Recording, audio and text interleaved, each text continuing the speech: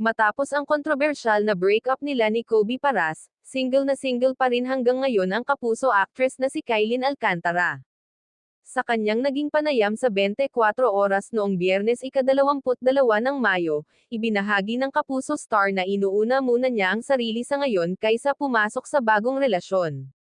Ayon sa aktres, hindi niya minamadali ang paghahanap ng pag-ibig at gusto muna niyang mas maraming maranasan habang bata pa siya.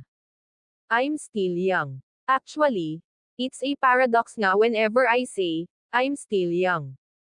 I'm still young, so dapat I can experience a lot of things. Sa tanong kung okay pa rin ba sa kanya na magka-boyfriend ng taga-showbiz o public personality sa future, inamin ni Kylin na hindi siya sigurado. Chika pa ng dalaga, balak muna niyang gawing pribado kung sakali mang magkaroon siya ng love life in the near future. Matatandaang si Kobe Paras ang huling naging jowa nito ngunit noong 2025 nang tuluyan silang maghiwalay.